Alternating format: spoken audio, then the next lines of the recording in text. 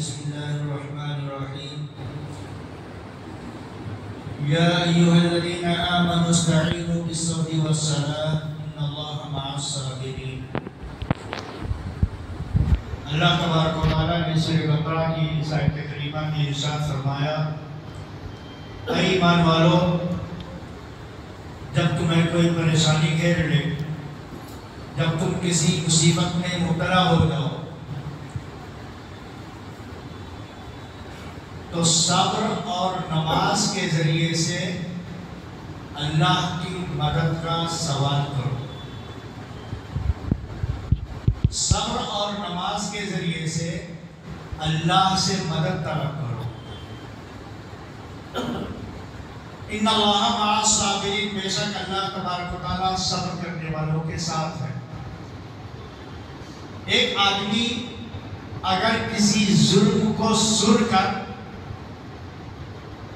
خاموش ہو جائے، جواب نہ دے، اس کا مطلب یہ ہوا کہ اس نے اپنا معاملہ اللہ کی عدالت میں ڈال دیا۔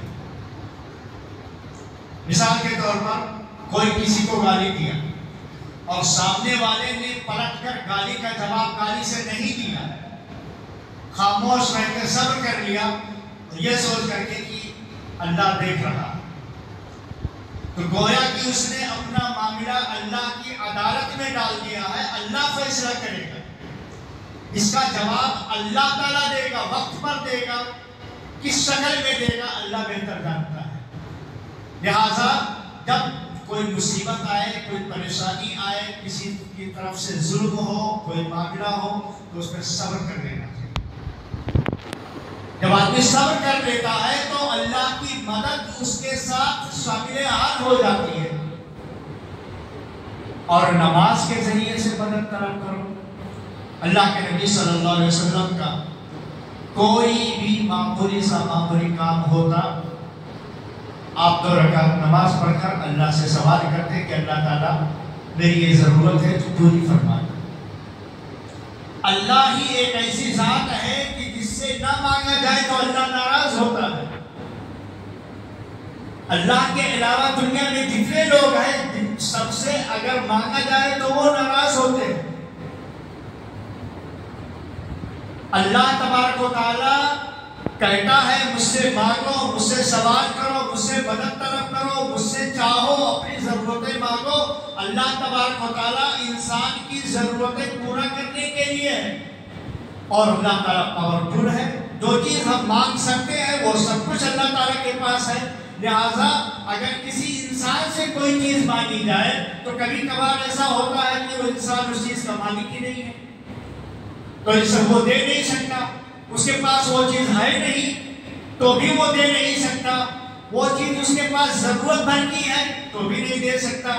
اللہ تبارک و تعالیٰ کے خزانے میں کسی طرح کی کوئی کمی نہیں ہے، لہذا انسان اپنی ضرورت کے مطابق جتنی چیزیں وہ چاہتا ہے سب اللہ سے سوال کرے۔ یہاں تک کہ چپل کا پٹا اگر قسمہ ٹوٹ جاتا تھا تو اللہ کے نبی صلی اللہ علیہ وسلم اس کے لیے بھی اللہ سے سوال کرتے تھے۔ تو پتہ یہ چلا کہ اپنی مصیبت اور پریشانی کی گھڑیوں میں اللہ تعالیٰ سے سوال کرنا چاہیے اور صبر کر لینا چاہیے۔ صبر کا پھل بہت میٹھا ہوتا ہے۔ آپ یقین جانیں کہ صبر کرنے کی وجہ سے اللہ تبارک و تعالیٰ کے عدالت میں اپنا معاملہ ڈال دینے کی وجہ سے اللہ تبارک و تعالیٰ اس کا بہتر انتظام کر دیتا ہے۔ ایک مثال دے کر میں اپنی بات مکمل کر رہا ہوں۔ ایک آدمی نے ایک آدمی سے 1000 روپیہ قرض لیا اور قرض لینے کے بعد کہا کہ میں فلاں تاریخ کو اسی جگہ ملوں گا اور آپ کا پیسہ میں لوٹا دوں گا۔ سامنے والا بندہ ندی کے اس پار رہتا تھا۔ دیکھیں میں واقعہ نہیں بتا رہا ہوں، صحیح بخاری کی روایت ہے۔ سامنے والا آدمی جس نے قرض لیا ہے ندی کے اس پار رہتا ہے اور دوسرا والا آدمی ندی کے اس پار رہتا ہے۔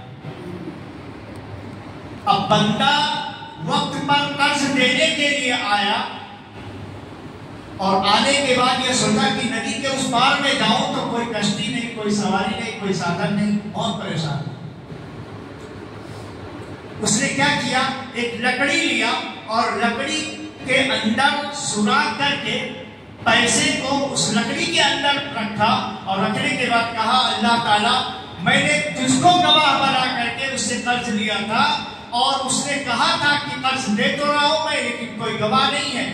کہا اللہ سے بڑھ کر کوئی گواہ ہے؟ لیکن اے اللہ سارے اسباب ختم ہو گئے، میں قرض والے کو قرض کیسے پہنچاؤں؟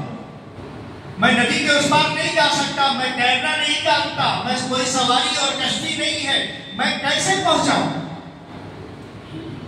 چنانچہ اس نے کہا کہ اللہ میں نے تجھ کو گواہ بنایا تھا، اب تجھ کو گواہ بنا کر لکڑی کے اس سوراخ کے اندر پیسہ حفاظت کے ساتھ لپیٹ کر پلاسٹک میں اس میں ڈالتا ہوں، اے اللہ جس کا قرض تھا تو اس تک پہنچا دے، اس لیے کہ میں نے تجھ کو اپنے معاملے میں گواہ بنایا تھا۔ وہ بندہ اس دن اور اسی وقت انتظار میں آیا کہ وہ بھائی نے کہا تھا کہ میں آپ کا قرض فلاں تاریخ کو فلاں بجے واپس کروں گا، تو اس کے انتظار میں وہ بندہ ندی کے اس پار ہے کہ ابھی بھائی آئیں گے اور میرا پیسہ واپس کریں گے۔ بہت انتظار کے بعد دیکھا دور دور تک کہیں نہ کوئی کشتی نظر آ رہی ہے، نہ آدمی نظر آ رہے ہیں، نہ کوئی سواری نظر آ رہی ہے۔ مایوس ہو کر سوچے کہ چلو اب گھر چلتا ہوں، بندہ کسی وجہ سے نہیں آ پایا ہوگا۔ ایک لکڑی دریا سے بہتے بہتے کنارے پہنچتی ہے، وہ سوچتے ہیں کہ ایک لکڑی خوبصورت سی لے کے چلتا ہوں اور گھر پہ